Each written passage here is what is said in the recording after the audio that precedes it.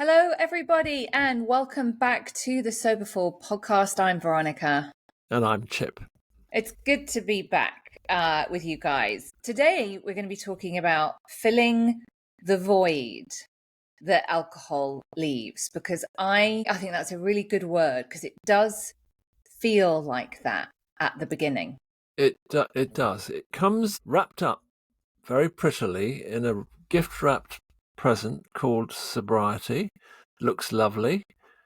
And you open it up and out pops hours and hours and hours of time that you have never really known how to fill except by drinking and thinking about drinking and recovering from what you drank. For some people, that can be an awful lot of time. You know, if you're one of those, I think, let's take the average person who's alcohol dependent. He's probably, or she is probably thinking about drinking at about 3 o'clock in the afternoon, and that gets them through the end of the working day.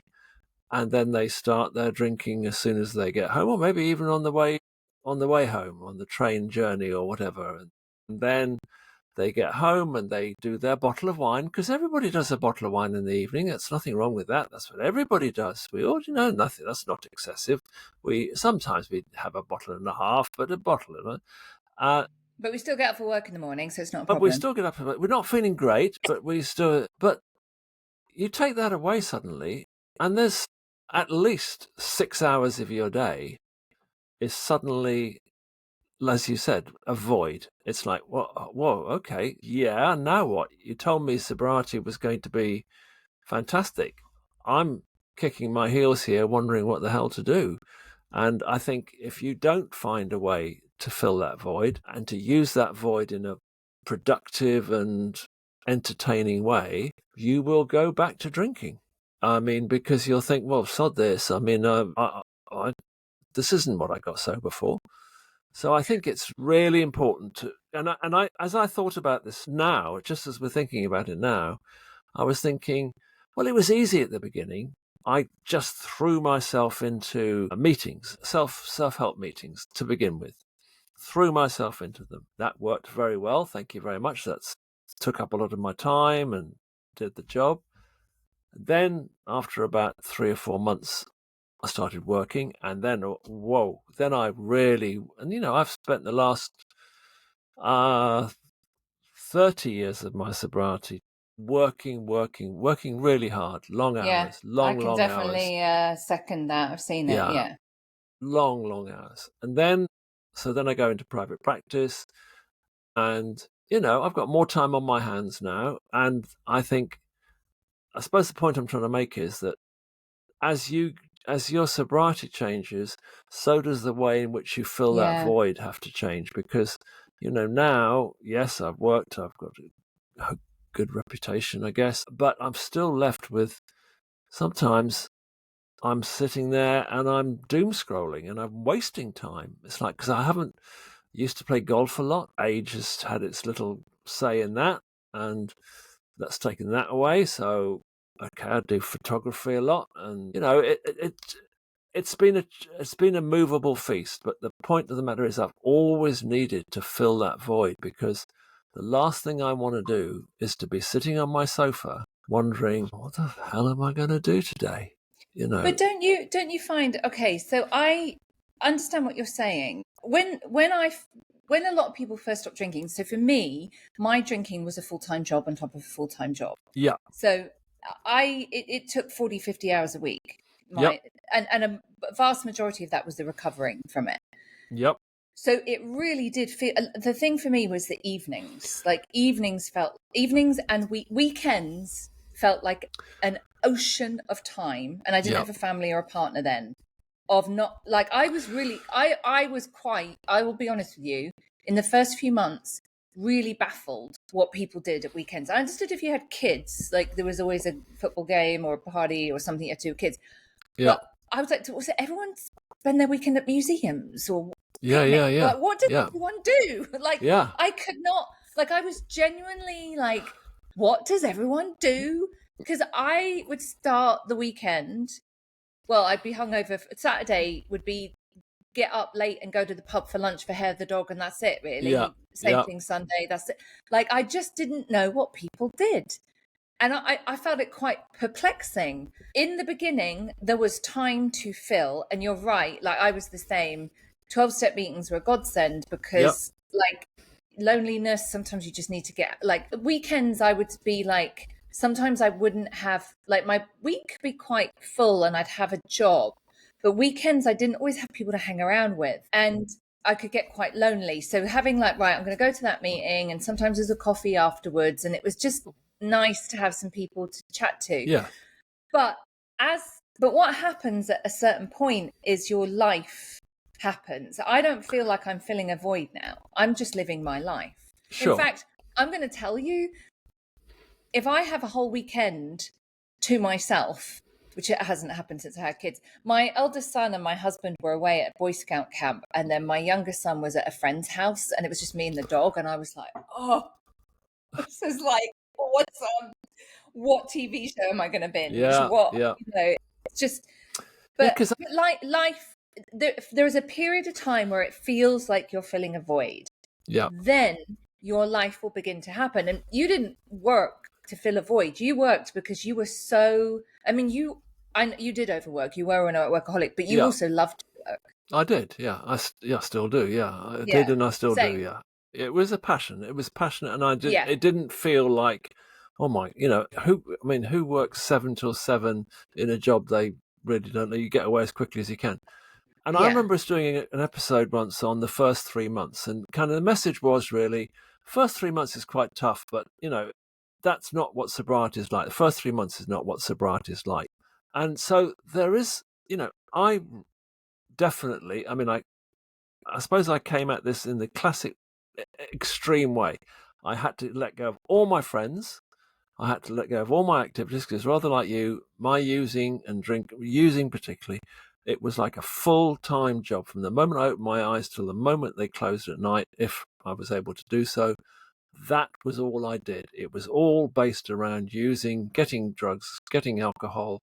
That was my job. It was a full-time job. So suddenly that's taken away, and I've got no friends, and I don't know what to do with my time, and I've got hours and hours and hours ahead of me. And thank goodness there were self-help groups in London, and I could kind of plan my day around them. But in between the meetings, I didn't know what to do with them. I was sort of wandering, wandering. I would often go to sleep in the afternoon because I'd go to a lunchtime meeting, and then I'd think, well, what do I do now? So I'd often go to sleep in the afternoon. And then that, so that self-help group were absolutely essential to me at the beginning, and still remain part of my recovery, but nothing like in the same way. But they really helped fill that void. They really helped. They started to give me introductions to people, and they just really, really helped fill the void that I was feeling and the struggle I was having, trying to know, what the hell do I do? What am I interested in? I don't know what I'm interested in. I haven't got a clue what I'm interested in. Even then, going back, I did have a passion for photography. And then I started working, and then there was something shifted in my brain that kind of went, oh, I quite enjoy this. I actually quite enjoy this. I quite enjoy going out and earning an honest pound or dollar, or whatever it is out there. I quite enjoy the thing. I mean, I wasn't, I was cleaning, I think I've said before, I was cleaning carpets, but I was cleaning carpets. It was hard work on your hands and knees and, scrubbing around people's houses. It was hard work, but I really enjoyed it because I didn't have to think about anything. It's getting the job done. Didn't have that sort of silence where I'm thinking, what's Chip doing with his life? What Chip, and then, so I think I was very aware that I was looking for things to fill that void. It wasn't coming naturally. Oh God, I didn't come into sobriety and think, oh my God, thank goodness I've got all this time back now. I know exactly what I want to do with it. I know I can put that plan into action. I can put plan B into action. I had nothing. And I thought, what am I going to do? And I think it's the same for many people. I don't care whether you're a kind of somebody like me, like that, or a busy housewife, whatever. And I'm sure I've said something wrong by saying housewife, but where you're just so used to just kind of clocking out of life at about 4 o'clock in the afternoon and then clocking back in again about 11 o'clock in the morning. And in that space in between, you just drink. You don't have time. You don't have to think about anything. You don't have to think about what you're going to do. But my God, when sobriety comes along, there's a lot of time you're given back. You're sort of, when you're in that drinking period of your life, it's like you're in the world, but you're absent from the world, right? Yes. It's like you are physically there, but you're just so absent from the human race and participating.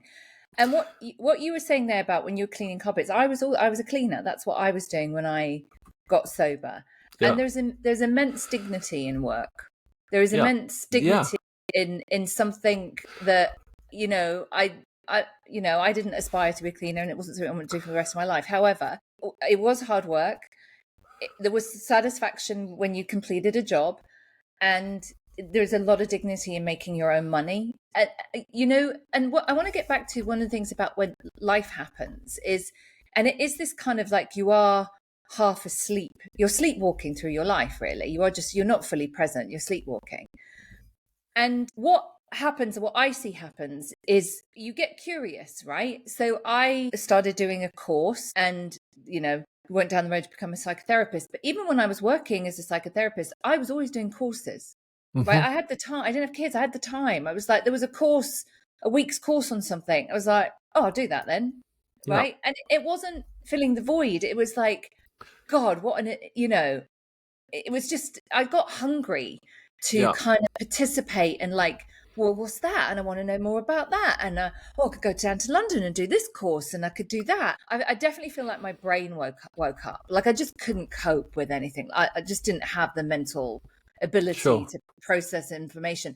But once I was sober and I woke up, it was like all kinds of things interested me, and like hobbies I've tried that I've since discarded, but were kind of interesting at the time. Like there is this real opening up, but it does go in stages, right? There is this stage at the beginning where I think if you come into sobriety without a family, I think it's very different than if you come into sobriety with a family. I think if you come into sobriety with a family, it's right there. They've been waiting for you to fully show up and start pulling away. And I hear from my clients all the time how great it is that they went to all the soccer practices and they read these really long stories at night to their kids. Like they're fully participating. So I think if you have a family, it's kind of pretty much there. I mean, there's other things to work out, but I think if you don't have a family, it's different. I think we both came into sobriety without that. I mean, I know you had a daughter, but I did, but you didn't have. When did you get custody of her back? Oh, it's probably 13, 14. Yeah. But how long had you been sober for? I've been sober since she was 9. But so I really pick up on what you said about the dignity of work, which won't apply to all the people who listen to this podcast, because I think many people who listen to our podcast are probably quite high functioning people who've got jobs, who've got houses, who've got things. But there are going to be lots who haven't been in that way. And the idea of me, as you said, I'm so glad you said that, because I used to look at people working, doing manual work and stuff. I used to think, you're mugs, you should do what I do, which is criminal, But I can remember when I got that job cleaning carpets, I worked really hard and it felt fantastic getting a wage at the end of the week. It was nothing like the money I had earned from, nefarious means. I had worked really hard for that, and I felt really proud, and I got what that's, that thing you just said. I felt dignified I felt I can hold my head up. I've bloody done a hard week's work and I've got paid for it, and with that money, I can pay rent on a little place here, which is what I did. And it was such a revelation to me. I couldn't believe that I would get that feeling of dignity, that feeling of pride in doing a very basic manual job. I didn't think I would, but it was a fantastic feeling for me. And then like you, I sort of had been just slightly encouraged when I was in rehab to consider the idea of a job in psychotherapy and helping other people. But the person who I spoke to said, go out and live life first before you start your training. Go out and live life, which is what I did. Then I found, the beauty of doing a job that I really felt passionate about. But even though I was doing that, there were still times when I didn't have anything to do, and I did work really, really hard. But at the beginning, when I wasn't running a rehab, I was working for somebody else. There'd be a week at the end, week would end, and I'd be left with the weekend.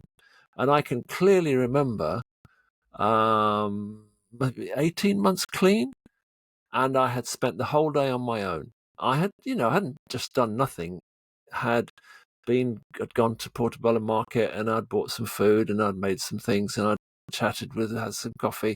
But basically, I'd been on my own, and I can clearly remember thinking, oh my God, you've just spent a day on your own, and it's been okay. I wasn't bored. I wasn't sort of twiddling my thumbs thinking. I had filled the day with little activities, cleaning the flat and things like that. But it felt really good to have filled the day with activities and not being bored. And I think as we're talking about it now, more and more things are coming back to me. And I think over the years, the ways in which I filled that void have changed. I filled it to begin with work, yes, of course, but not like I was. Not within the first 4 years. I wasn't working as hard as I was later on. And, a lot of television. I watched a lot of television. That seemed to be okay.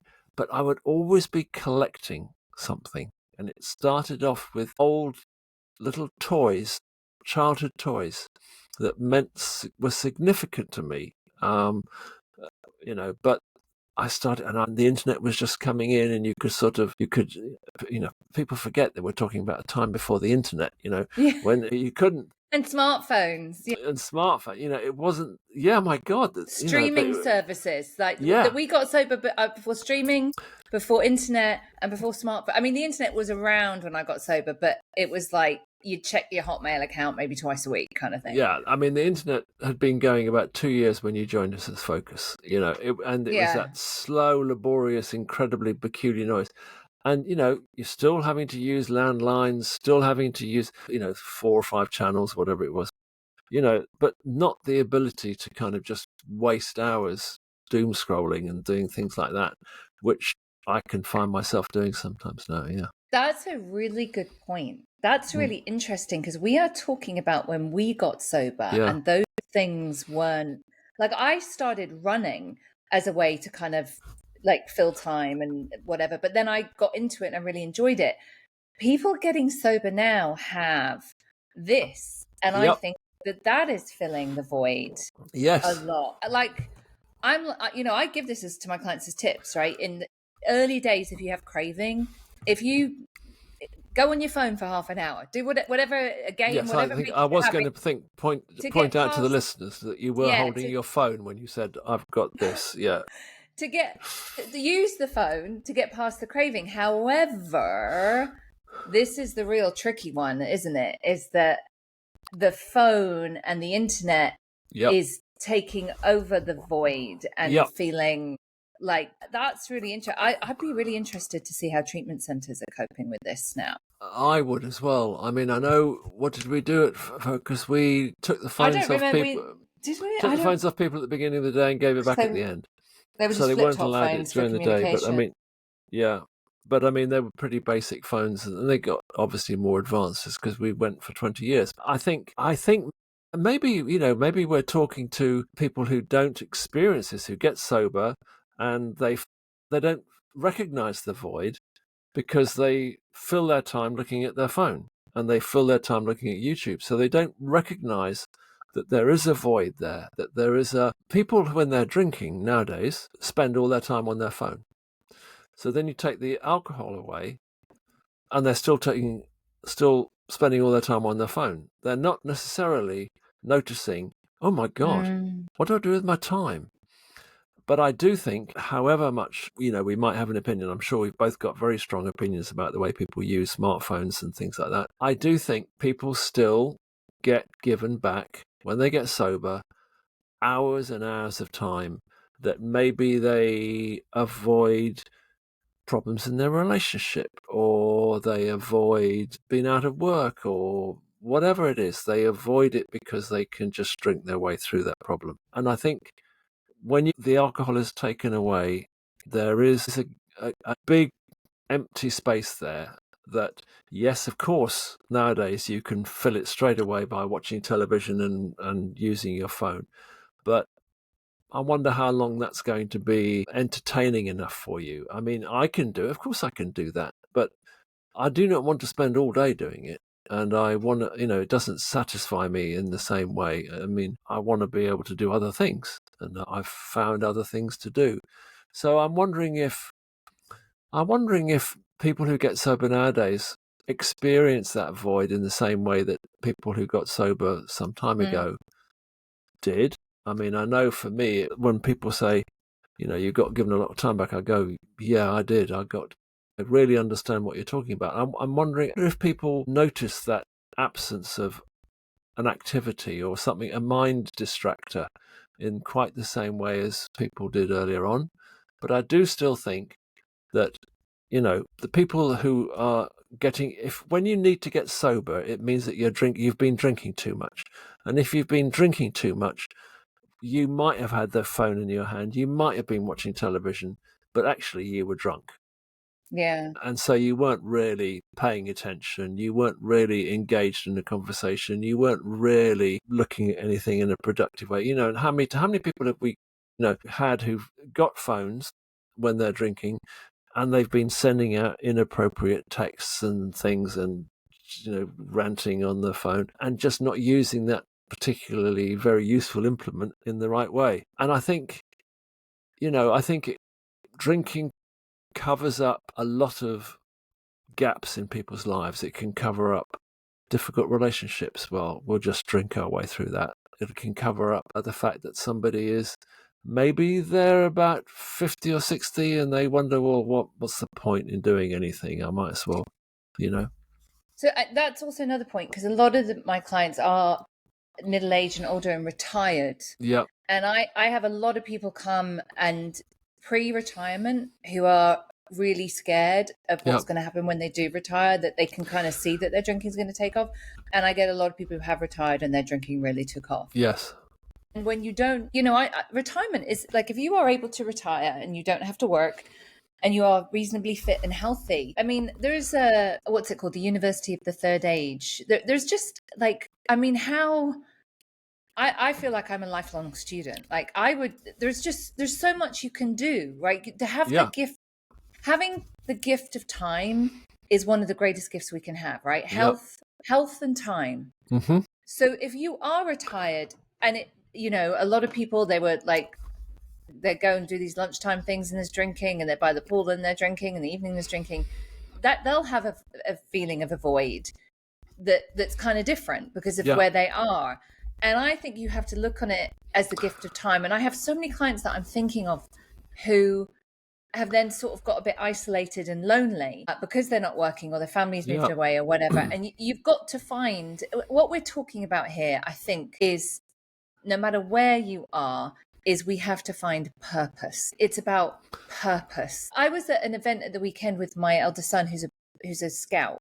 And I've just started helping out with the scouts. And I was talking to another mum who actually, she was a grandmother, and she's retired, and she was in the military her whole life. And she's just brilliant in the scouts. She's just got this background of being in the army, and she's just brilliant with the scouts. We're so lucky to have her. And there's just so much purpose in what she does, being with these young men and shaping them, and all her wisdom that she can impart. And I think so many retired people have wisdom. My husband always says this, that they're a key demographic that are often ignored, and they have a lot of experience and a lot of wisdom, and they have time. And we should utilize that more in ways that would benefit everyone. So I think retired people, there's a feeling of a void, and my best advice is you have to show up somewhere consistently and allow people to know you. Yes. So it could be your church, it could be volunteering, it could be mentoring, it could be anything.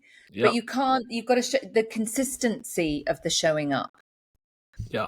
And I think, I mean, that leads on to a whole thing about what age are you when you got sober? Because that is going to be, I think, if you're getting sober in your 20s, are you going to feel the void as much because you've got so much more choices of things to do, or have you? I don't know. But whatever, if you're 20, then you've got the vitality of youth and you've got the ability to do, but then you've got jobs on the decline and things like that. So you're not going to be able to necessarily always work your way through those early years. So I do think the age in which you get sober, and I know when I first started working, the average age of presentation was probably mid to late 40s. And I don't think it is now. I think it's much younger than that. I think there are a lot of people now getting sober much younger. Because of drugs. Because drug use. Drug use and things. But I just don't think that. But I've got clients who are 40, 50, 60, and, famously I had that 82-year-old, who lived till he was 84, but he had 2 glorious years fly fishing, and he absolutely adored it. So I think you have to kind of, what age are you? Have you finished work? In which case you're really going. I think people just retiring feel the void anyway. I think they think, oh my God, and actually often people's drink escalates when they retire because they don't know what to do with their time, and so they just sort of waft their way through it on alcohol fumes. I think the age in which you get your money, get your time back, when you get given this parcel of time, that makes a difference in how you respond. I mean, it's no good saying to somebody of 60 necessarily, well, I suppose you could do. You could say, well, start playing a sport. Well, I'm 60. I'm not, it's a bit limited there. And I was just thinking, I know 2 people who fill their time being ill. And they fill their time with, how are you? Well, this is playing up, and that's playing up, and this is playing up, and they fill their time with illness and worry about it. So that's the way they found to fill their time, especially. That's I think interesting, isn't it? Yeah, so it does make a difference what age you are to how important that void is. And I think, I suppose in your 20s and 30s, there are you're active, you've got your health, you've got your body, you've got the ability to kind of go out and do things, and there are more activities for people to do now sober.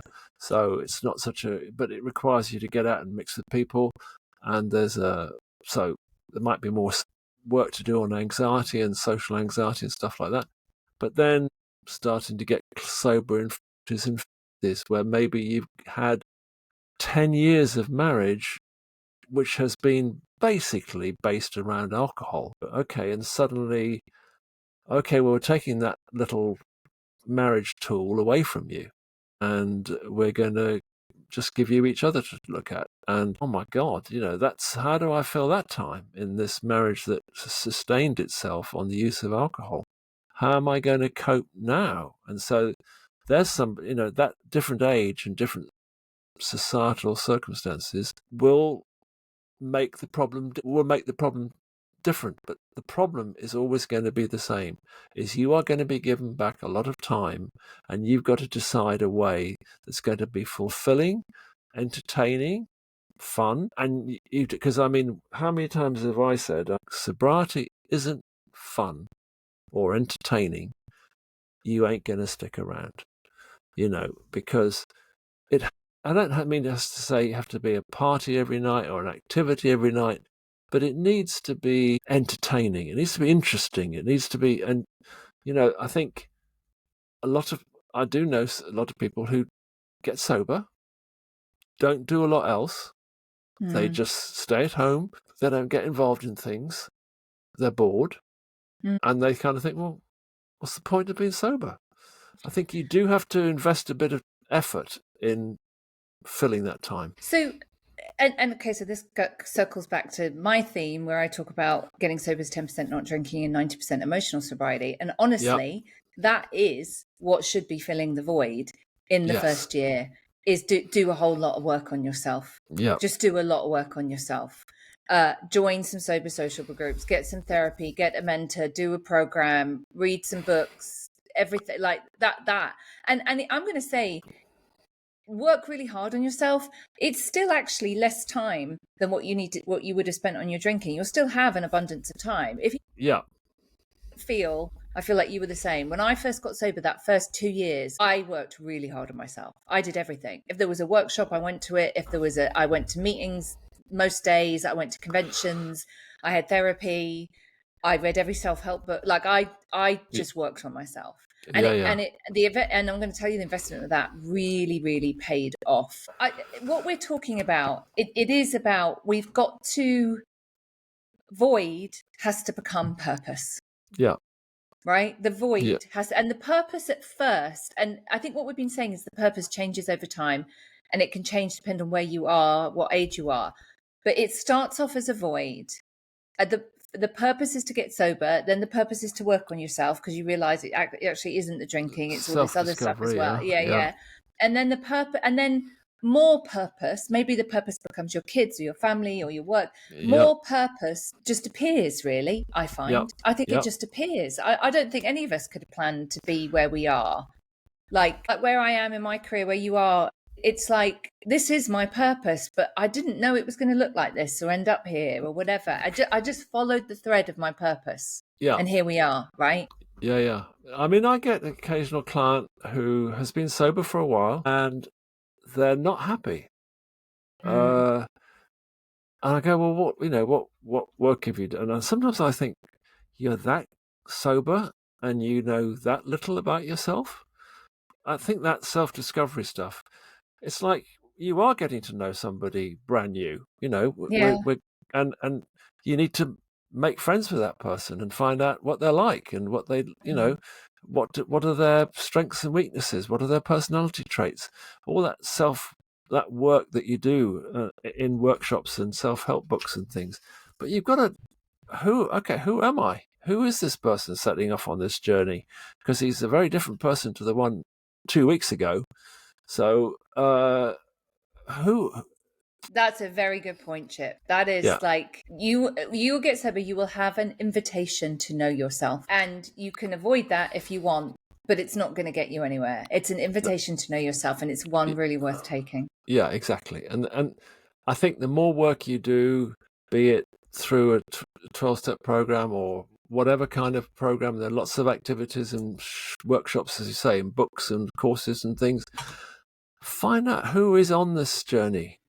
Find out find out what you like. Find out who it is. And then that's going to give you the ability to be able to know how to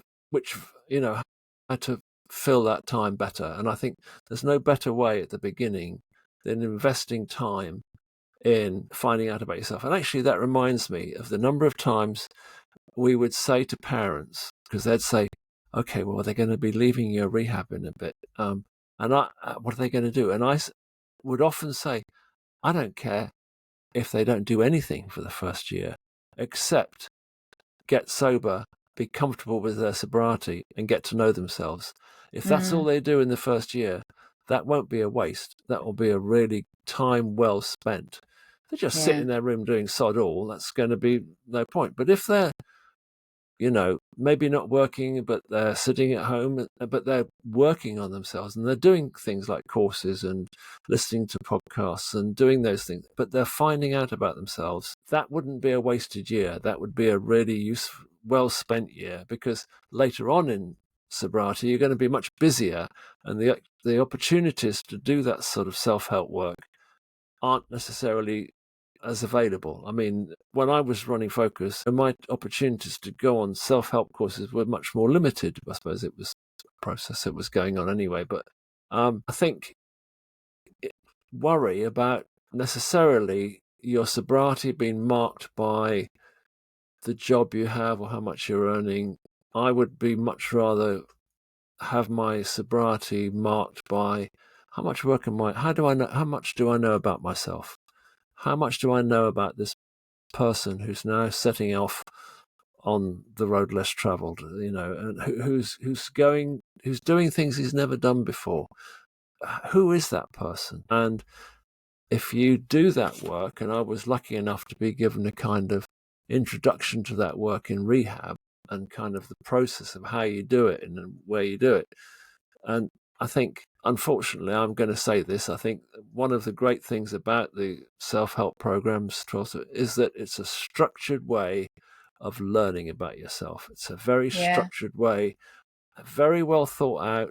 And if you actually bother to sort of delve into it a little bit, it's a really, really good way of finding out about who you are, strengths and weaknesses, likes and dislikes, it's a really good way of dealing with your past and stuff like that. And it's all there for you, structured, and there are people there who will help you do it. And I get a bit irritated by people who necessarily completely have that, what's it called, contempt prior to investigation, where they went for a bit, then I left because I wasn't getting much out of it. Yeah, exactly. Yeah. Well, what did you do? You just came in at the end, sat down, listened, then as soon as it finished, buggered off and didn't develop your social skills, which is such a great way, a gift of sobriety going through self-help meetings, is that you learn social confidence. You learn how to speak. You learn how to talk to people. You learn how to speak up and get over that anxiety of speaking up and things like that. So there are